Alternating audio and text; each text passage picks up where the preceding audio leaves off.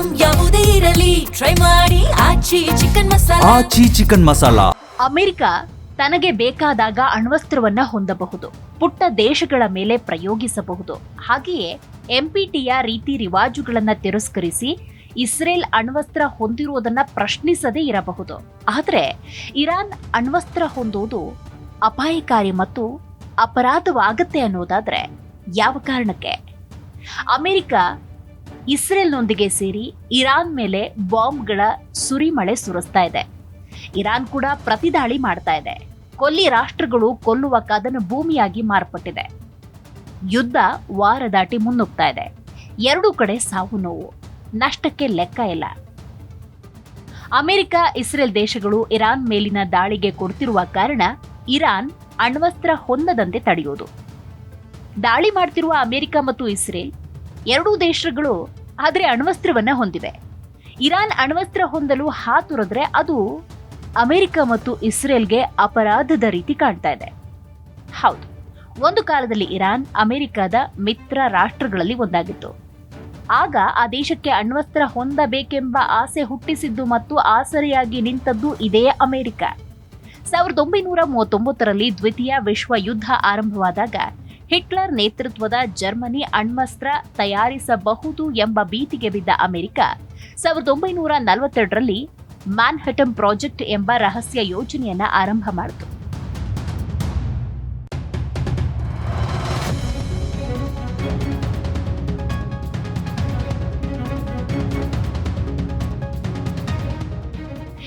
ಆ ಯೋಜನೆಯ ನೇತೃತ್ವವನ್ನ Robert open ಹೈಮರ್ ವಹಿಸಿದ್ರು.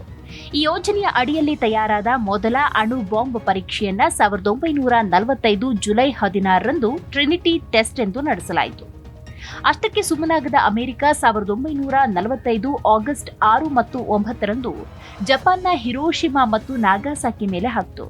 Japan ಯುದ್ಧದಿಂದ ತತ್ತರಿಸಿ ಹೋಯಿತು, ಶರಣಾಗಲು ಸಿದ್ಧವಾಗಿತ್ತು. ಆದರೂ ಅಮೆರಿಕ ಅಣ್ವಸ್ತ್ರ ಪ್ರಯೋಗಿಸಲು ಹಿರೋಶಿಮಾ, ನಾಗಾಸಾಕಿಗಳ ಮೇಲೆ ಹಾಕ್ತು. ದ್ವಿತೀಯ ವಿಶ್ವ ಯುದ್ಧ ಆರಂಭ ಆಯಿತು.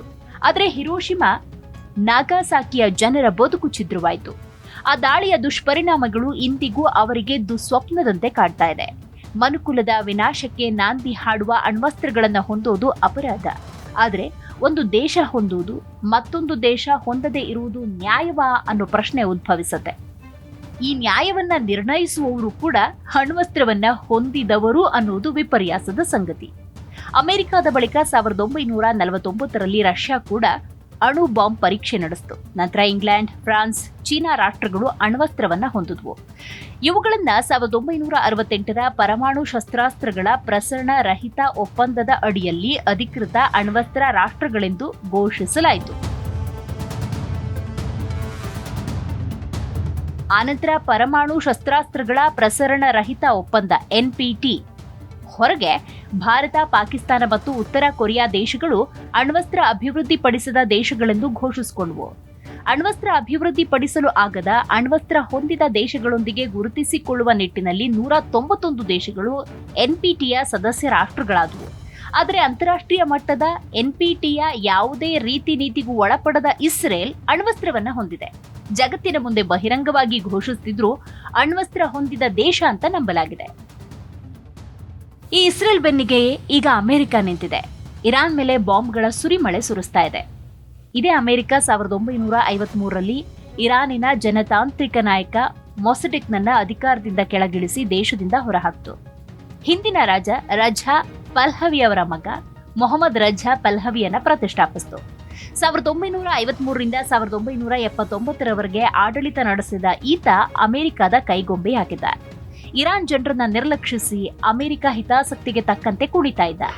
1957ರಲ್ಲಿ ಅಮೆರಿಕವೇ ಮುಂದೆ ನಿಂತು ಆಟಮ್ ಫಾರ್ ಪೀಸ್ ಕಾರ್ಯಕ್ರಮದ ಅಡಿ ಅಮೆರಿಕ ಇರಾನ್ ನಡುವೆ ಸಿವಿಲ್ ನ್ಯೂಕ್ಲಿಯರ್ ಸಹಕಾರ ಒಪ್ಪಂದಕ್ಕೆ ಸಹಿ ಹಾಕಿತು. ಇದರ ಅಡಿ 1967ರಲ್ಲಿ ಇರಾನ್ಗೆ ಮೊದಲ ಪರಮಾಣು ರಿಯಾಕ್ಟರ್ ಅನ್ನ ಒದಗಿಸಿತು. ಯುರೇನಿಯಂ ಇಂಧನ ಪೂರೈಸಿತು. ತಾಂತ್ರಿಕ ನೆರವು ಮತ್ತು ತರಬೇತಿಯನ್ನ ಕೊಡಿತು. ಅಮೆರಿಕಕ್ಕೆ ಅಲ್ಲೂ ಒಂದು ಕಾರಣ ಇತ್ತು. ಅದು ಪಶ್ಚಿಮ ಏಷ್ಯಾದಲ್ಲಿ ಸೋವಿಯತ್ ರಷ್ಯಾದ ಪ್ರಭಾವ ಕುಗ್ಗಿಸುವ ತಂತ್ರ. 1979ರಲ್ಲಿ ಇರಾನ್ನಲ್ಲಿ ಜನಕ್ರಾಂತಿಯಾಗಿ ಖೊಮೇನಿ ಅಧಿಕಾರಕ್ಕೇರಿದ ನಂತರ ಇಸ್ಲಾಮಿಕ್ ದೇಶ ಆಯಿತು. ತನ್ನ ಅಭಿವೃದ್ಧಿಯತ್ತ ಗಮನ ಹರಿಸಿತು. ಪಶ್ಚಿಮದ ದೇಶಗಳಿಂದ ದೂರ ಸರಿತು. ಅದರಲ್ಲೂ ಅಮೆರಿಕಾದಿಂದ ಅಂತರ ಕಾಯ್ದುಕೊಳ್ತು. ಡಾಲರ್ ವ್ಯವಹಾರವನ್ನು ತಿರಸ್ಕರಿಸಿ ಆಯಾಯ ರಾಷ್ಟ್ರಗಳ ಕರೆನ್ಸಿಯಲ್ಲಿ ವ್ಯವಹಾರ ಮಾಡತೊಡಗಿತು. ಅಮೆರಿಕದ ಪ್ರತಿಷ್ಠೆಗೆ ಆಗ ಪೆಟ್ಟು ಬಿತ್ತು. ಪಕ್ಕದ ಇರಾಕಿನ ಸದ್ದಾಂ ಹುಸೇನ್ಗೆ ಶಸ್ತ್ರಾಸ್ತ್ರಗಳನ್ನು ಸರಬರಾಜು ಮಾಡಿ ಇರಾನ್ ಮೇಲೆ ದಾಳಿ ಮಾಡೋದಕ್ಕೆ ಅಮೆರಿಕ ಸೂಚಿಸಿತು. 8 ವರ್ಷಗಳ ಕಾಲ ನಡೆದ ಇರಾಕ್ ಯುದ್ಧದಲ್ಲಿ ಅಮೆರಿಕ ಇರಾಕ್ ಪರವಾಗಿತ್ತು. ಇರಾನನ್ನ ಭಯೋತ್ಪಾದನೆ ಬೆಂಬಲಿಸುವ ದೇಶ ಎಂದು ಕರೆದು ಆರ್ಥಿಕ ದಿಗ್ಬಂಧನ ಹೇರಿತು. 1989ರಲ್ಲಿ ಖೊಮೇನಿ ನಿಧನ ಹೊಂದಿ ಮಗ ಖಮೇನಿ ಅಧಿಕಾರಕ್ಕೇರಿದಾಗ ದೇಶದ ಸ್ಥಿತಿ ತೀರಾ ಹದಗೆಟ್ಟಿತ್ತು. ಆದಾಯದ ಮೂಲವಾದ ತೈಲ ಸಂಪನ್ಮೂಲದ ರಕ್ಷಣೆ ಮುಖ್ಯವಾಗಿತ್ತು. ಹಾಗೆಯೇ ಅಮೆರಿಕದ ಕೆಲವೊಂದು ಕುತಂತ್ರದಿಂದ ಶತ್ರುಗಳ ಸಂಖ್ಯೆ ಹೆಚ್ಚಾಗಿತ್ತು.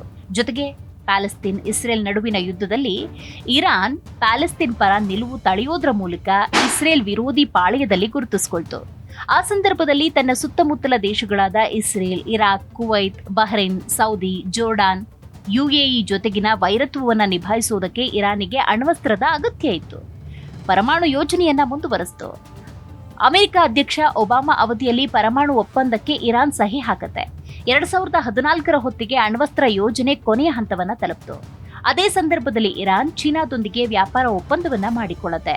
ಆರ್ಥಿಕವಾಗಿ ಸದೃಢ ಸ್ಥಿತಿಯಲ್ಲೂ ಇತ್ತು. ಇದು ಇಸ್ರೇಲ್ಗೆ ಸಹಿಸಲು ಸಾಧ್ಯವಾದ ಸಂಕಟಕ್ಕೆ ಕಾರಣವಾಯಿತು. ಅಮೆರಿಕ ಅಧ್ಯಕ್ಷ ಟ್ರಂಪ್ ಕಿವಿಯುತ್ತು ಇಸ್ರೇಲ್. ಅದಕ್ಕೆ ಪೂರಕವಾಗಿ ಹಮಾಸ್, ಹಿಜ್ಬುಲ್ಲಾ, ಹೌತಿ ಭಯೋತ್ಪಾದನಾ ಸಂಘಟನೆಗಳು ಇರಾನ್ ಬೆಂಬಲಿಸಿದ್ದು ಅಮೆರಿಕ ಮತ್ತು ಇಸ್ರೇಲ್ಗೆ ಜಾಗತಿಕ ಮಟ್ಟದಲ್ಲಿ ಸಮರ್ಥನೆಗೆ ಕಾರಣ ಸಿಕ್ಕಂತಾಯಿತು.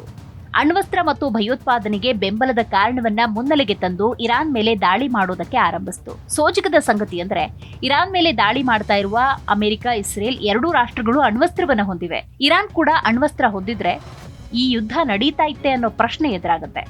ಹಾಗಾಗಿಯೇ ಅಮೆರಿಕ ತನಗೆ ಬೇಕಾದಾಗ ಅಣ್ವಸ್ತ್ರವನ್ನ ಹೊಂದಬಹುದು, ಪುಟ್ಟ ದೇಶಗಳ ಮೇಲೆ ಪ್ರಯೋಗಿಸಬಹುದು. ಹಾಗೆಯೇ NPTಯ ರೀತಿ ರಿವಾಜುಗಳನ್ನು ತಿರಸ್ಕರಿಸಿ ಇಸ್ರೇಲ್ ಅಣ್ವಸ್ತ್ರವನ್ನ ಹೊಂದಿರುವುದನ್ನ ಪ್ರಶ್ನಿಸದೆಯೂ ಇರಬಹುದು. ಭಾರತದ ಶತ್ರು ರಾಷ್ಟ್ರ, ಅಮೆರಿಕದ ಮಿತ್ರ ರಾಷ್ಟ್ರ ಪಾಕಿಸ್ತಾನ ಕೂಡ ಅಣ್ವಸ್ತ್ರ ಹೊಂದಿರುವುದಕ್ಕೆ ಚಕಾರವೆತ್ತದೇ ಇರಬಹುದು. ಆದರೆ ಇರಾನ್ ಅಣ್ವಸ್ತ್ರ ಹೊಂದುವುದು ಅಪಾಯಕಾರಿ ಮತ್ತು ಅಪರಾಧ ಹೇಗಾಗುತ್ತೆ ಅನ್ನೋದು ಸದ್ಯದ ಪ್ರಶ್ನೆ.